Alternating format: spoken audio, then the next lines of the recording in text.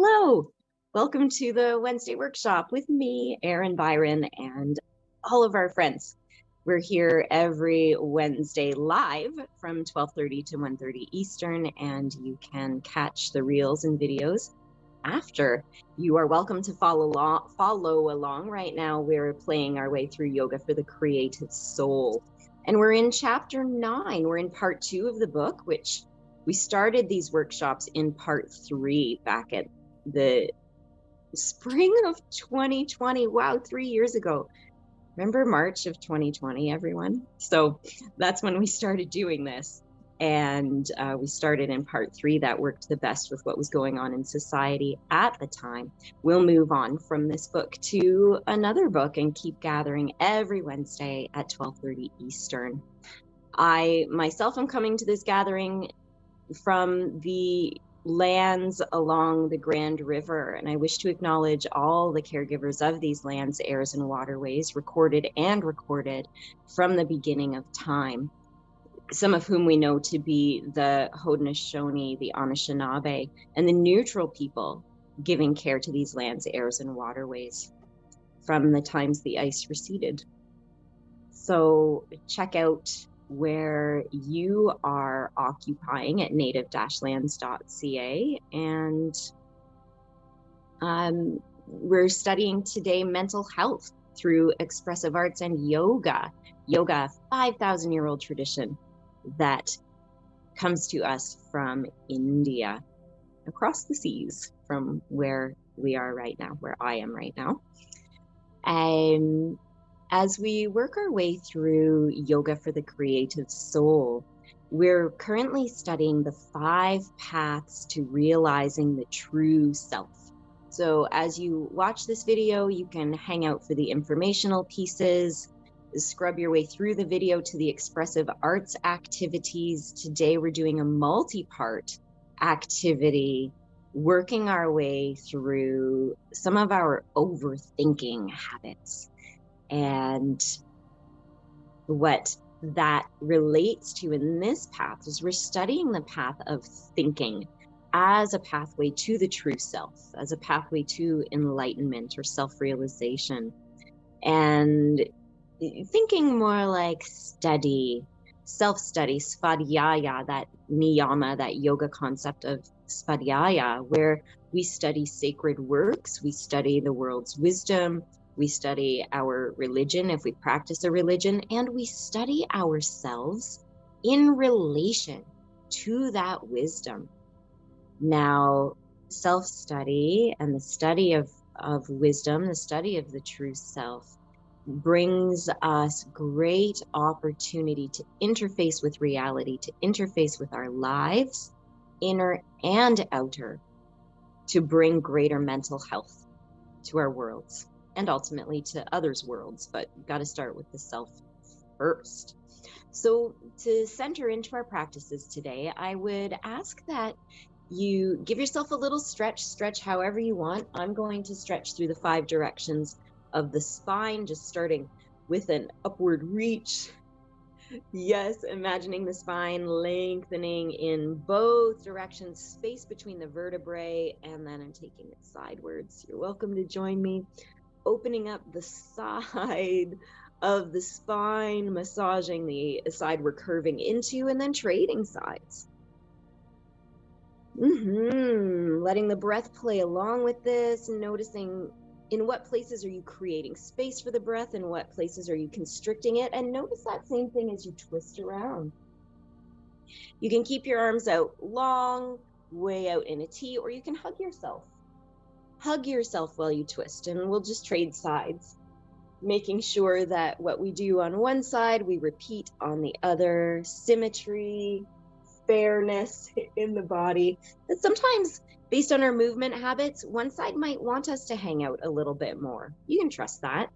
We're going to move on to a little cat-cow action, a backward bend, shortening the back of the spine, and a forward bend, shortening the front of the spine, just rounding in alternate directions. And if you're playing with your breath, you can notice what is it like to inhale to openness and exhale to shortness in the front of the body, Or you can reverse that. What's it like to exhale while your lungs are very open? What's it like to inhale while there's not a lot of space there in the front of the body? And then settle. Those are 5 directions: up, side, twist, forward, and back. As you settle, let your eyes close or cast them downward, deep in your breath. And notice that flow of breath through your body. The quality, the action of the inhales and the exhales.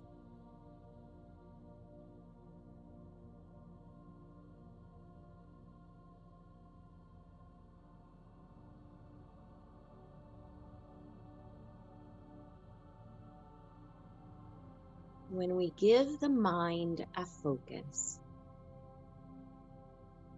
the witness, the neutral, non-judgmental observer, holds on to the focus. Vijnanamaya kosha, the witnessing layer of our multi-layered self. The mind, the active mind, Manomaya kosha, keeps going. So there is a part of us that is still and steady, quiet, and it does take practice to access that part. And there is a part of us that might stay busy, thinking, listing, remembering, planning. It's okay if the mind keeps moving. That is its nature. But as you focus on the breath, as you witness those inhales, exhales, pauses, witness also the accompanying thoughts.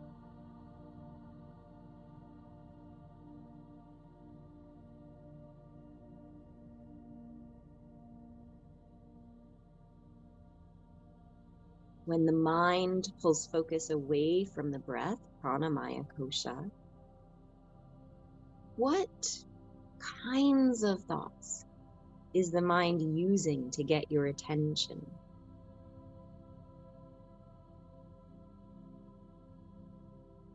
What category? Are they plans, memories, hopes, frustrations, joys?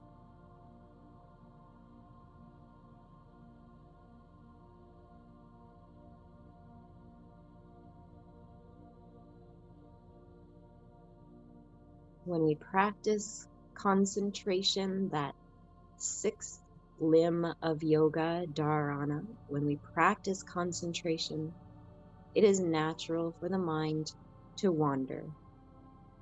Simply hold the observer focus on the breath. Notice where the mind goes, and bring it back when you notice that it's wandered away, back to the breath.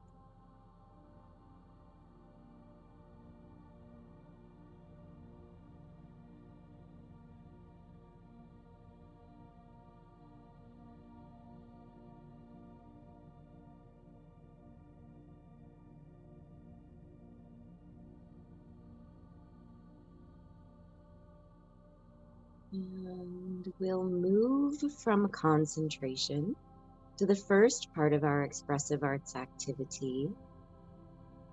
Simply depict through your musical composition, your dance, your descriptive paragraph, your scribbles, depict you seated, concentrating. We're trying to concentrate, right? It is an effort. Dharana, that 6th limb, involves efforting, holding focus. Draw yourself concentrating, and in some way also depict the things that have been trying to hook your mind and pull it. Or draw yourself concentrating and depict your thoughts or the energy of that state of mind. So there's you as you are, your whole person, body, energy, mind, witness, spirit. And then there is just the thinking part of you, or the thoughts themselves. Depict those things. With expressive arts, there is no right or wrong way to do this. This is not about the finished product. This is about the expressive act, about letting what is true within us come through in a creative way. And one of the benefits of expressive arts, why it is so beneficial for mental health, is that it bypasses language. As we're talking about overthinking today, or we will be, overthinking gets in the way of our peace of mind. Language can get in the way of our self-understanding. Language itself cannot fully convey the nuance and complexity of the inner world. Expressive arts, following that expression of how a picture is worth 1,000 words, expressive arts takes us beyond the realm of language and offers a different kind of truth. Brings to light places within us that we might not otherwise be able to access. And it doesn't have to be a big deal. Just scribbling or doodling something with your non-dominant hand, or crumpling paper into a sculpture. These kinds of activities are enough to release unwanted energies, thoughts, feelings, memories that we're holding,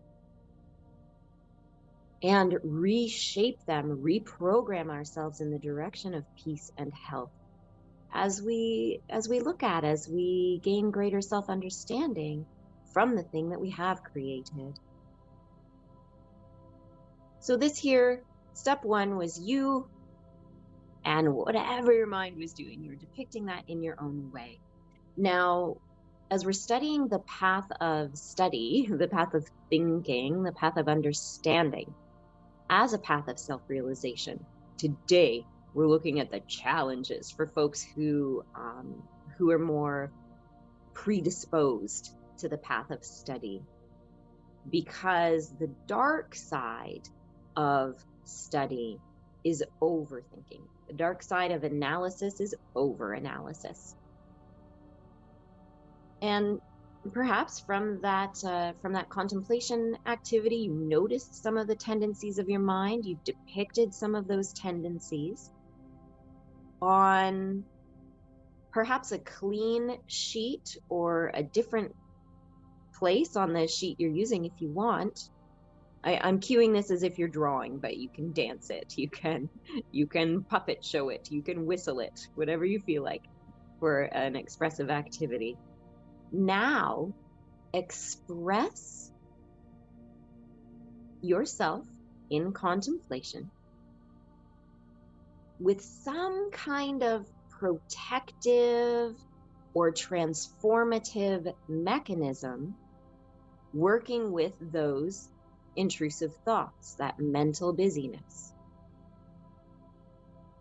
It's a broad cue, so if you don't quite understand what I'm suggesting you depict now, that's okay. You can make it your own, but the idea is, if you've just depicted you and your thoughts, you're now going to depict you. And what keeps coming to mind for me, because this is how I've been trained to do it, is creating a protective bubble, and then the thoughts are outside the bubble. And many of you are familiar with the leaves on the stream technique of mindfulness, where we're on the bank of the stream and the thoughts and feelings float by. So maybe as a protective mechanism, you're depicting a stream, and that mental detritus is there flowing away on the water like leaves and sticks while you are calm. You can invent magical creatures that eat your thoughts. You can imagine those thoughts dissolving into the elements, blowing away in the wind, washing away in the water, burning up in the candle flame, being transformed, composted in the ground. There's no right or wrong idea here. And the perhaps more abstract or strange or unique you make it, the more it is your own. So enjoy this freedom of, in some way, depicting protection from or a filter for the wandering busyness of the mind, the antics of the monkey mind.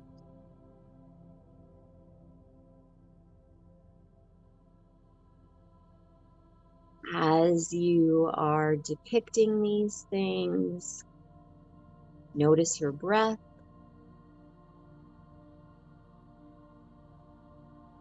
Notice the energies moving through you, the thoughts and feelings at play.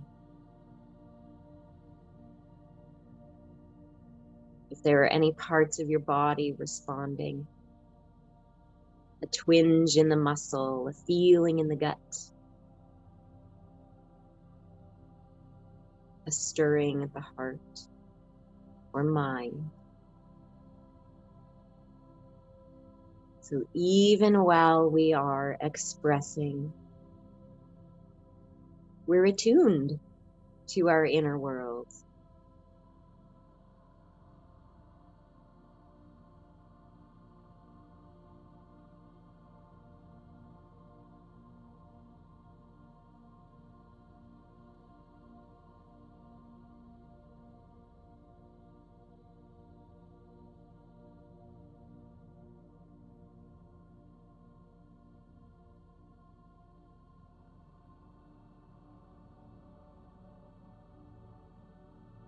So this assistant, this protector, this mechanism that supports you in coping with the mental busyness, coping with the overthinking, has been depicted and will carry on. We're doing a series of expressions today. It is an expressive adventure, an expressive journey.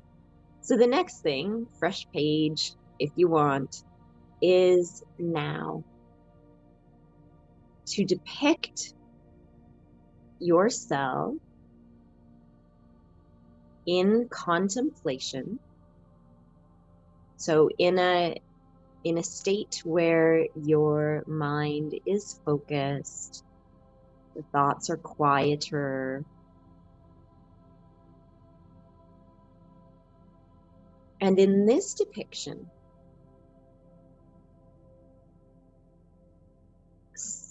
set special focus on the you enjoying the contemplation activity or benefiting from it, feeling soothed or inspired or centered or harmonized, unified, balanced.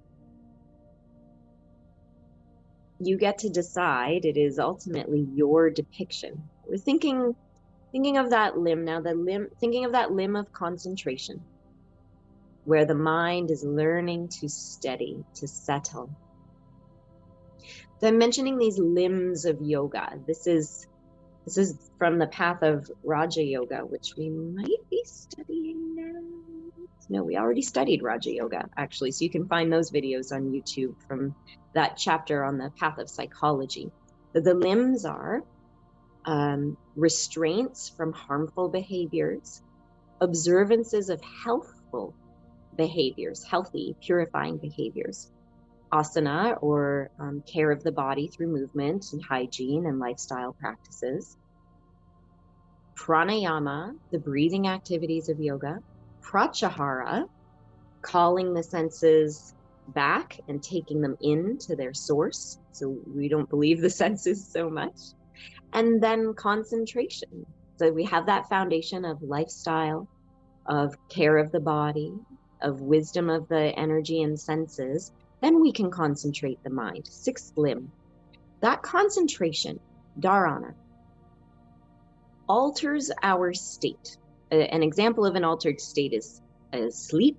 Well, instead, if we stay awake and alter state, It turns into meditation. The brain waves change, the physiology changes, the brain size and shape is also transformed through dhyana meditation, that state. And then the state continues to move in the direction of peace, of quietude, of balance, samadhi, the union with the true self, the union with transcendent consciousness, with ultimate reality, or however that fits into your belief system. But it starts with the effortful action of concentration. And so here you are depicting yourself in that kind of concentration that is beginning to alter your state, that is changing your chemistry, that is balancing your breath. The monkey mind, the monkey's alive, right? The monkey keeps going. The mind will chatter. It is the nature of that lair, that kosha, to stay busy and jump around. But what happens as we're in contemplation, as we're focusing the mind, as we're harnessing this power of thought for our greatest good, what happens is the monkey is just less interesting. You know what it's going to do. Some people have a tendency to plan, some people have a tendency to ruminate. We know what the monkey's going to do. It's been our lifelong pet. So as it becomes less interesting, we have greater and greater access to quietude and peace. Now you have depicted yourself in concentration and relating somehow to that busyness, to those thoughts. You've depicted yourself in some kind of strategy, mechanism, helper, protector. You just depicted yourself in greater balance, peace, connection in that concentration practice. And with access to that, let's round out this journey by depicting ourselves on the other side. So depict yourself in concentration, relating to those thoughts. Now that you have this protective mechanism, and now that you have a greater sense of balance, a deeper connection with that witness, or deeper awareness of what meditation, that altered state, is to you. So it's very similar to the first depiction, only now you've moved through the journey of having a helper, of knowing what it is to be more aligned with concentration. So how on the other side of that do you relate to those thoughts when you're in this concentration practice? And if it benefits you, you're more than welcome to set aside your expressive tools for now. Take a pause and go back into that practice. Just focus on your breath for a few moments with the eyes closed or cast down. And notice if even now, is there a difference in your witness self? Is there a difference in the way the thoughts flow?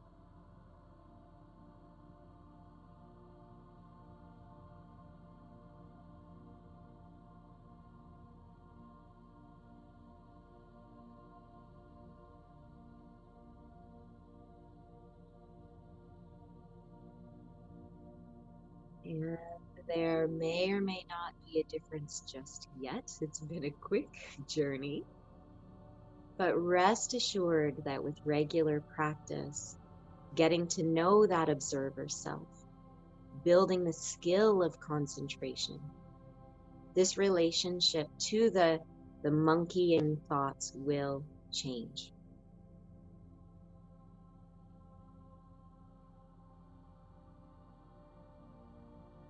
So as a strategy for those who are on this Gyan path, on this path of study, knowledge, wisdom, even though the dark side is to overthink, get caught in thought, get caught in analysis, get caught in repetitions in the inner world, as we practice holding those kinds of interferences very lightly, open palm, very lightly, so they can blow away more easily, we strengthen the witness part of ourselves. It becomes ever more accessible to us in day-to-day life. What this means is, if we tend to have analysis paralysis, if that's been something that's with us for much of our lives, it loosens. The paralysis becomes mobile again. We can have thoughts, we can analyze things. This is a part of life, but we do it with prudence. We don't get caught there. And benefits of practice, it is more informed by the higher wisdom resulting from our studies, resulting from our concentration practices. So the thinking, the Monomaya kosha, the mind self, the monkey, and the objective witness, the non-judgmental self, the part that is much more subtle, quiet, closest to spirit, are a team. When we first start concentration, they feel like they're at odds, right? Like your first and second drawing. But no, in truth, we are a whole unified being, and the monkey mind and the witness self are buddies. Buddies. Take some practice, but they're buddies. So as a final depiction, if there's room for this in your expressive arts journey today, depict your witness self and your thinking self as buddies. You can do this simply by playing with color on the page. You can do this with stick figures. You can dance that friendship. You can sing or write about it. Create an ode to your monkey mind, an ode to your witness self. There are so many ways to express. But we're on to the expression of observer, realized wisdom, knowledge self, Vijnanamaya kosha, and mental, thinking, emotional self, Manomaya kosha. Their relationship as a friendship.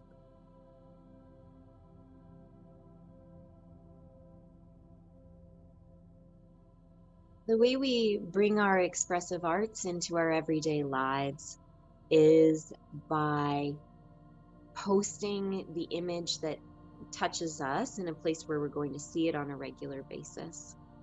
We can study our expressive efforts, getting some of that wisdom that's beyond language that may have been coming through, trusting what comes through, making observations about it, showing it to a trusted friend. And we encourage you to post your depictions in the Yoga for the Creative Soul group on Facebook, the weekly workshops with Erin group on Facebook. And a lot of the time people are sharing just so, when we share our journeys, we are supporting others. There's harmony, there's resonance. We realize we're not alone when others share. If people want feedback, what do you see in this? What do you make of this? How does this relate to you? If you ask for feedback, it will be given, but unsolicited feedback other than just appreciation isn't given. We don't offer analysis or constructive, certainly, I don't know, you don't see constructive feedback in the group in terms of you should do this or try that, because your art is from your heart. But if you want an aesthetic response or others' ideas to support it, you ask for that. Otherwise, the sharing is just met with so much thankfulness. And speaking of sharing, for the folks who are here live, Wednesday Eastern time from 12:30 to 1:30, I invite you to share into the video, share that inspiration with anyone who might see this in the future. The sharing is optional. We start every Wednesday with a check-in, a group sharing off camera. That's private for the people who are here on that day, and it's optional. And after we turn the cameras off, there's an optional sharing as well, time permitting. So I turn it over to today's group.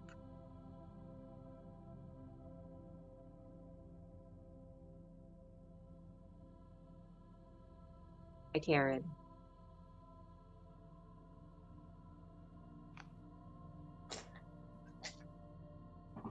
Okay, so the first picture, this is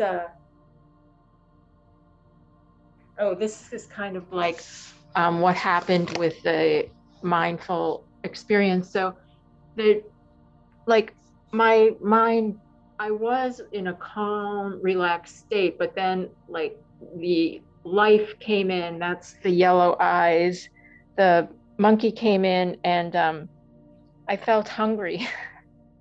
I'm like, gee, I wonder what I'm going to have for lunch today.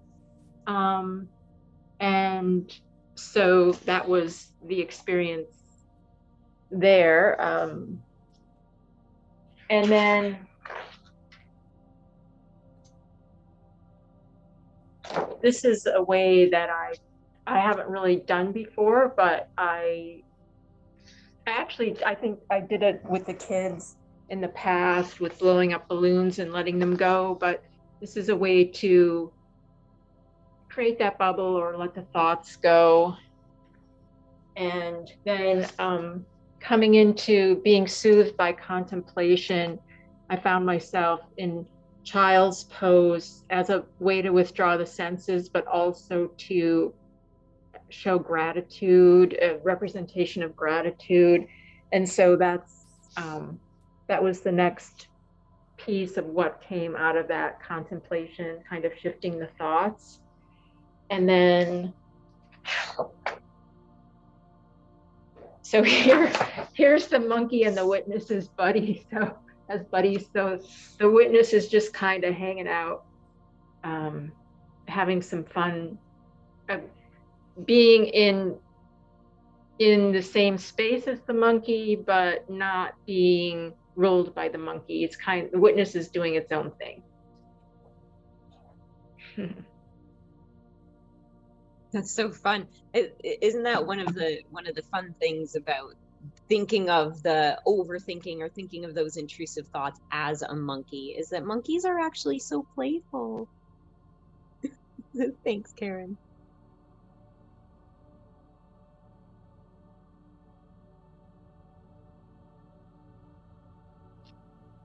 I'll share.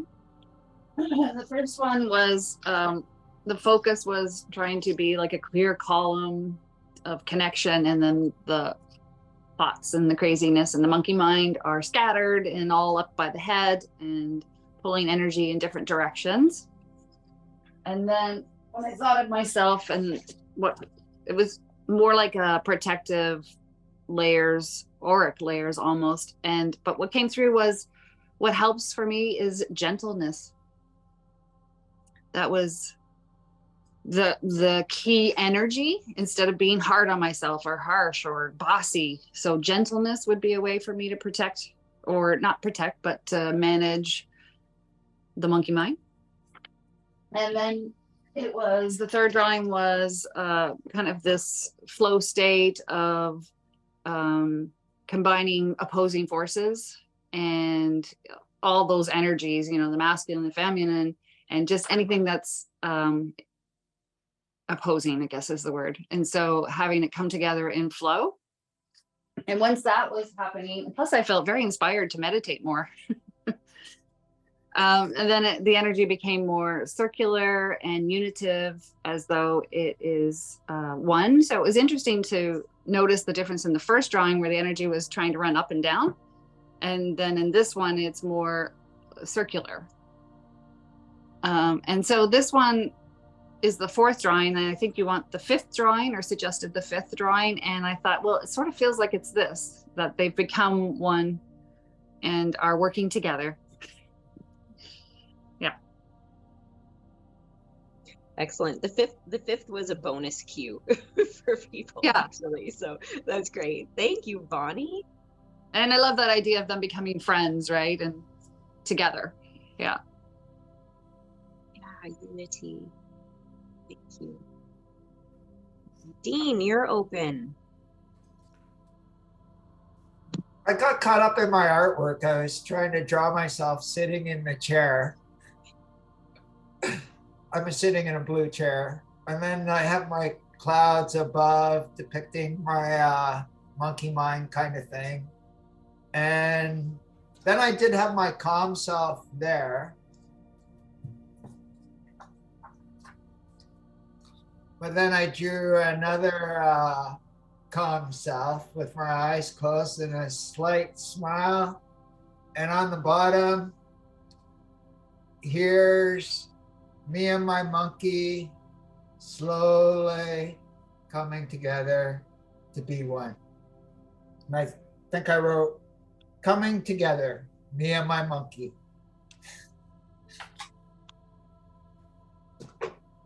Oh.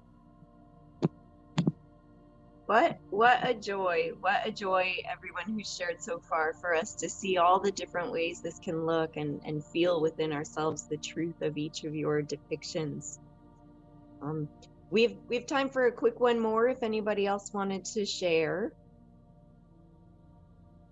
And we'll round it out then on these diverse but powerful depictions, reminders of this yoga path that we're on. Each of your journeys resonated and touched me in a way, like, I think, who just said it? Somebody just said that seeing it made them want to meditate more. I think it was you, Bonnie.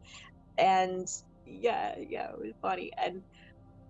And may that resonance carry forth to all who are watching. Yes, our minds are powerful tools that can work for or against us, but when we remember to call in that aspect of ourselves that can watch, that is so close to spirit, and trust ourselves in practice, depict what gets in the way, and keep moving through the overthinking whenever it happens in life and however it shows up, can continue to smooth out. And as our thoughts smooth out, our mental health improves. So thank you all for being on the journey of mental health with me.